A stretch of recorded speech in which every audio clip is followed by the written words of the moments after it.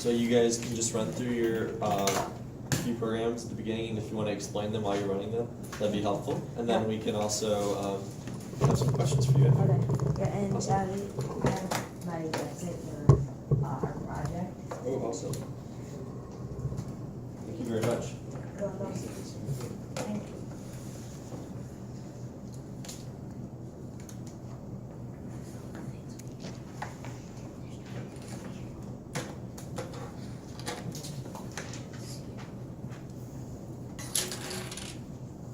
You're supposed to put that there.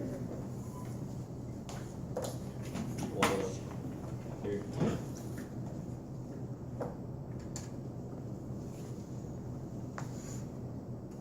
Okay, so our robot's named the Enlightened Dude, because we thought it was lit, and, so we were, right now, we're getting the food to dispense to 3 animals, and, we planned on doing this first because, we saw the problem at, one of the problems was that there was echolocation, but there's sounds from humans, like airplanes, so, animals are, like echolocation animals, like bats, are unable to find their food, so we planned on doing this first and helping, the animals.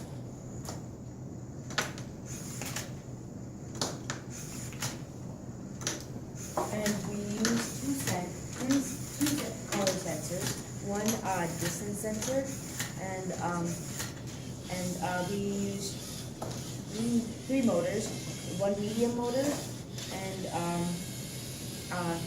we used the 2 large motors for the wheels. And the programs that we did were the dog guide and the transfer in one program, and then we did the feeding. And then when we're giving the food into the dispenser, we do the shark tank so we can take our time really neatly. And we spend a lot of time on this, and I felt that most of the time we were having fun, and then we worked a lot too, so this last week. So this is our mechanism to deliver the food to the animals. So right after we finish the shark, somebody will organize all these food pellets, and then we'll attach it onto the robot.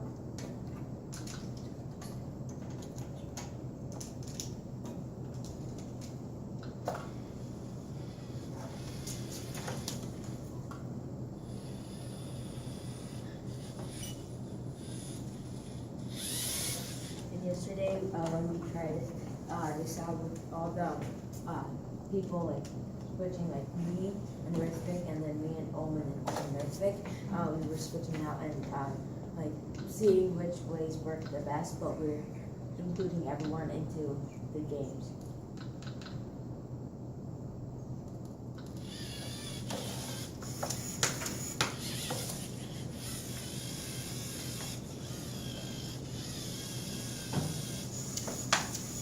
Also, this Sorry. is the problem.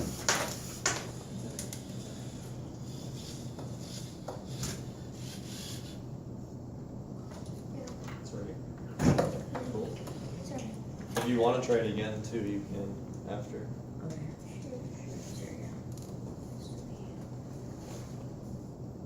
We can give you the pieces back. So what's this one going to do? The transfer and the dog guide. So you go like that, and then we align ourselves. I think the color sensors are like the most important because we align ourselves literally everywhere. Like right there we align, and then right here we align, and our whole programs, like about 50% of them use the color sensor, and if those mess up, then we're unable to ever come back here.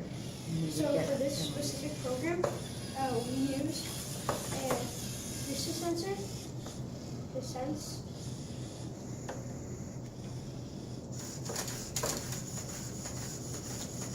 Something wrong with That's alright. that. No, that. It's normally supposed to come. What is the maximum score that you I had in think your trials? we got, 165 points. yes. And that time me and Ritwik did it, and then 155 points was. Yeah, 2 minutes, 2 seconds. And we also added a program for that one, but we haven't still tried it out yet because we were working really late yesterday night because we had so much time left over that we. So we can do dispensing again if you want. Yeah, sure. So who did the programming and who did the building, or?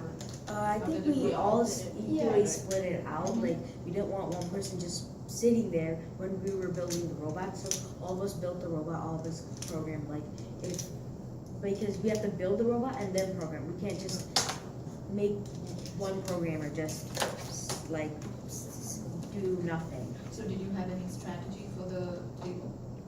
Yes, we used these alignments and we had a strategy of like using our time carefully. Like we would go here and then when we get the food back, we do the chart so we can fill up the food. So we don't waste time filling up the food and not doing the chart. So we can get as many points as possible.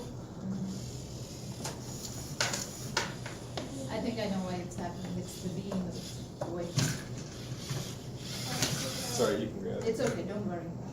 All right, so I have another question for you guys. So for the whole season, what's like the biggest thing that you feel like you've changed or improved a lot on your robot, or with your design, your strategy, or program? This was actually part of the robot from the beginning. Okay. So It we was like- would have a large motor on this side, and this would be on top of the large motor. And so it was taking a lot of space, and we were having trouble in these places where you need a limited amount of space. Yeah, like right here, that one was the biggest problem for us. So I felt like we all felt like we should take it off and make it like an attachment. And this also gave us better like aim than here because not always like some people they do it from like here. Because And then you have dispense- to position your robot like Yeah. right here. But right now you can just go. You can like Yeah. make it right there, and you can easily get out of it. Because if you were right there, we would have to like maneuver. So we were trying to save us a lot of time, and that was one of the biggest ones. And another one was also we had like the giant frame that literally took up from there to there, and so we had to shrink it down so much. And now it doesn't. It barely has borders except the wheels, which is really good because we can maneuver everywhere easily. Cool. Do you have any other good questions? So you talked about your sensors. When did you decide that you wanted to use the sensors for your program? Have you did it from the beginning or? Well, at first we weren't using any sensors. We were just changing the number of rotations every time. But then we figured out that wasn't very effective, so we planned on using the two sensors to align itself to the black line. So either way, if it's crooked, slanted, whenever it'll see this straight line, not this one, but any of these straight lines, it'll line itself forward, and which is really effective in which where we don't have to do so much work in practicing, and the robot will always know where it is, no matter what. And these sensors are probably like the most important one out of our whole robot because if some misalignment happens, it'll align it. It's like a self-correcting robot. Awesome. Okay. And so how did you make your programs understandable? Were you able to? We could understand our programs because we put like those blocks that where you can type and say which one it is. So like the dispensing the food was one of our biggest programs, and we could like track which one was a girl and which one was the bat and which one was that. So what we did was like every time we would like keep a block where it wouldn't even interfere with the program, but you would know where it is. So that was a really good So you put in comments. comments. Comments my blocks where, say if you have a long program, you can only put it in one block. So we found that really useful because it shortens the program and then you know what's going on.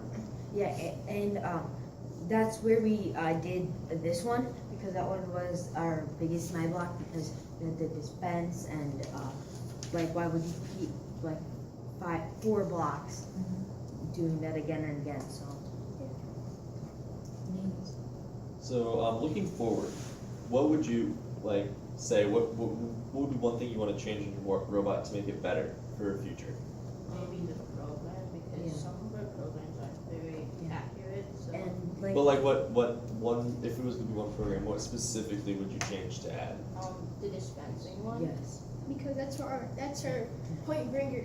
We practice a lot of times, and this morning we're getting this guy, not these two. So we still have to do some further programming, such a way that it always makes those two, because transfer is there, and that's really difficult. Yeah, and on this mat, like some tables are slanted and some mats are different, and like the ends are coming off. So we want to make a robot that will like be smart. and be aware of its surroundings, because like if the mat is lifted up there or there's like some uneven ground, it might be messing up the whole program. So we felt like we should figure out like one table that like a program that could adapt. Awesome. I'd love to see that. Well, good job, guys. Yeah, And good luck outside. Have fun. your little robot looks great. Awesome. Thank you. Really nice. Nice design. All right. Cool. Thank you.